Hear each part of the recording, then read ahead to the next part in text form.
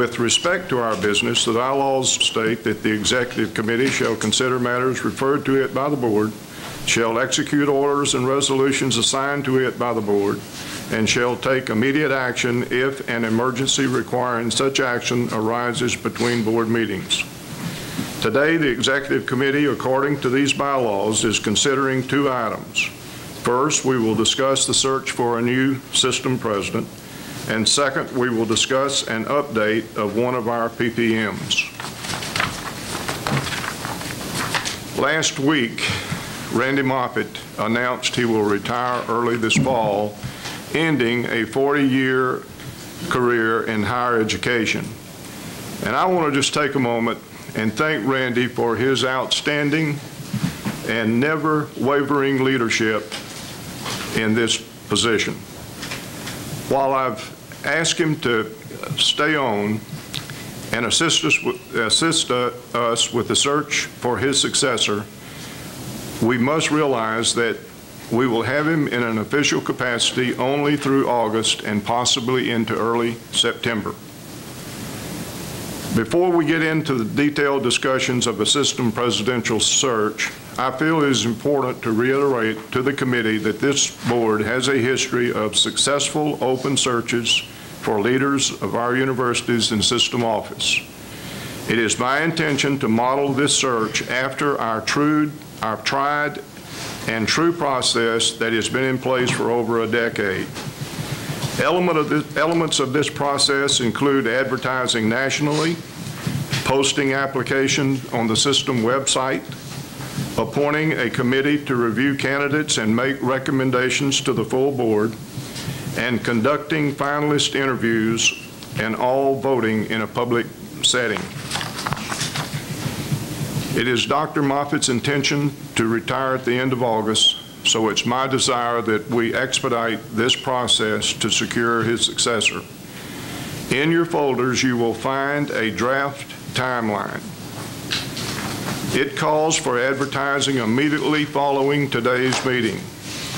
Should the board feel comfortable with the candidates, we may move forward with public interviews and a selection before the end of August. I know this is an ambitious schedule, but as with all of our searches, it is flexible and intended to give us a framework. Are there any questions or comments from the committee concerning the timeline? Open it up for any questions. Have you had a chance to review it? Hearing no questions, I'll entertain a motion. Mr. Shetler moves. Mr. Coudrain seconds. All in favor say aye. Aye. The motion carries. The next item is advertisement. At this time, I would like to draw your attention to the draft advertisement in your folder. We plan to advertise in the following publications: the Baton Rouge Advocate, the Chronicle of Higher Education, Diverse Issues in Higher Education, and Inside Higher Education. The ad content is consistent with previous searches. In keeping with board rules, it states, candidates will be expected to have high-level executive experience with demonstrated performance of exceptional quality. Those holding an earned doctorate and having a background in higher education administration are preferred. Management experience in other fields will also be considered.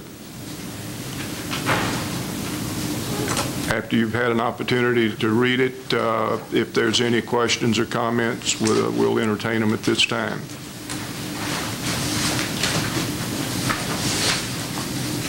Hearing none, do I have a motion that Mr. Coudrain makes the motion? Second by Mr. Paul O'Quinn. All in favor say aye. Aye. Any opposed? The motion carries. The next item is the Application Review Committee. While the entire board will make the final selection, I am appointing the following members to serve on the Application Review Committee. Mr. Russell Mosley, our Vice Chair. Mr. Andre Coudrain, who probably has more service on this board than anyone else and has been a part of selecting several system presidents. Mr. Bo Martin, who is Chair of the Personnel Committee. Mr. Jimmy Faircloth, the Vice Chair of Finance, and myself. And in the folders, you will see a charge to the committee. They will review application packages and make a recommendation to the board as to which candidates should be interviewed and considered for the position. This is an important role, and I thank each of you for agreeing to serve on the committee.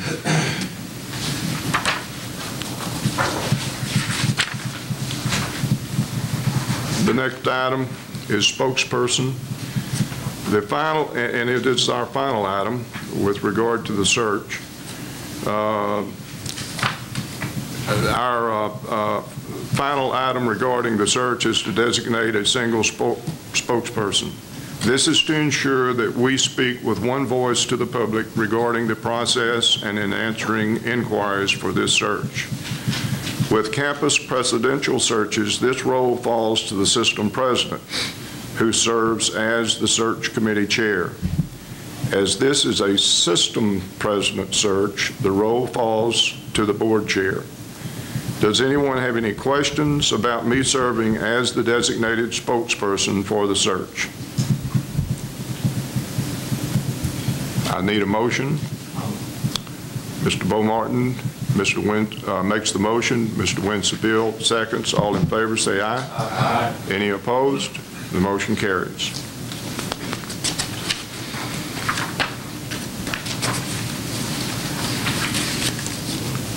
Before we move on to the next item of business on our agenda, I would like to close with a brief comment. As this board knows, presidential searches are the single most important of our responsibilities. We have consistently held a very open process in selecting our leaders.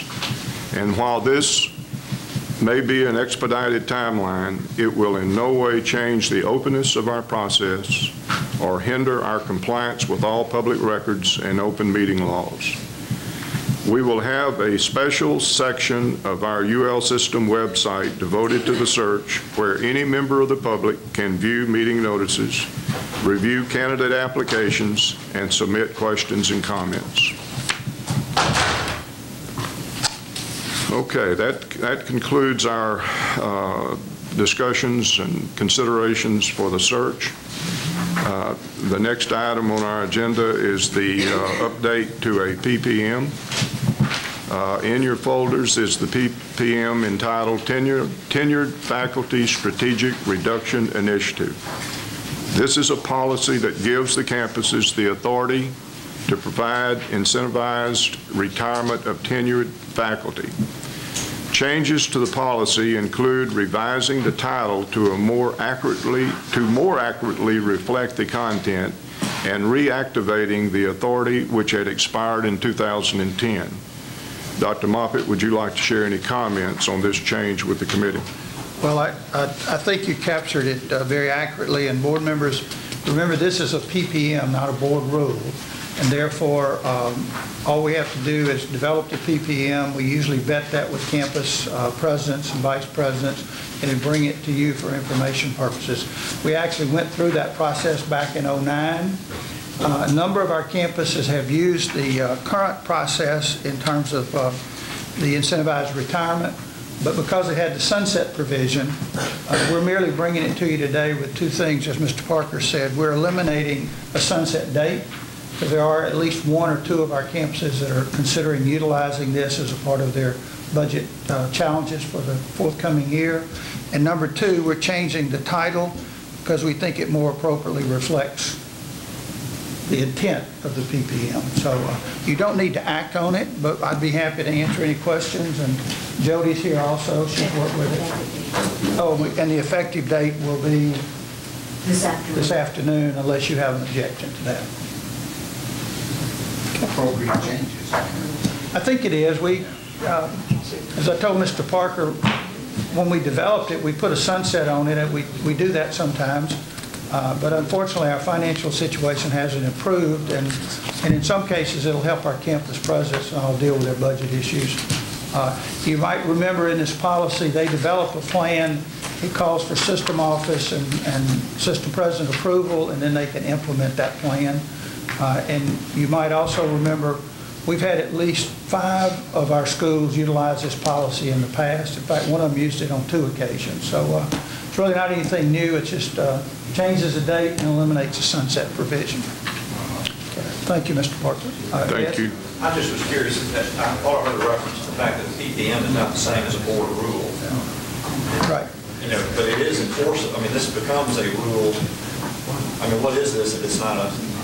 Well, board rules end up being status? permanently built into our bylaws. PPMs are subject to sunset dates and revision without necessarily a vote of the board. Okay. But in effect, it does give them the guidance of a rule, yes. Okay. So this is an enforceable policy once it's been approved? That's right. Any other questions or comments? Okay, under other business, I'd like to remind the committee that our next regularly scheduled meeting would be held on Monday, Tuesday, August 20th and 21st in Baton Rouge. We've had our board meeting, and the primary reason for the board meeting was to plan our search for a new system president. We have established a timeline, which is an expedited type search. We have appointed a search committee that will take a lead in reviewing the applications and making a recommendation to the full board. And we agreed upon an advertisement that will go out today or tomorrow at the latest. And we hope that all of this will produce some very highly qualified candidates from which we will choose our new system president, hopefully. One of the things I liked about being system president was you got to interact with the leadership on multiple campuses, faculty from multiple campuses, and the students from our 8 and now 9 universities, and also an opportunity to communicate with people in state government about the importance of higher education, the value of it. I think those are the things I remember most, and I just remember working with a lot of good people. The process will be a very open process. There will be no votes taken unless we're in a public meeting. We will obviously, prior to that, we'll do a thorough background check on those candidates that we have interest in. We will go through all of the types of things that are necessary to make sure that the person that we're getting is the one that will be able to come in and do this job to our satisfaction. My message would be that if you're interested in advancing education and helping students to improve the quality of their lives, both non-traditional or older students or traditional students, I think Louisiana is a great opportunity. We have good universities in this state. We, like a lot of states, are facing some budget challenge, but one of the things that's great about this system is we've got 9 very good campus presidents, and we've got a wonderful board who's very supportive and understands the issues. So that's the kind of environment that you want to work in.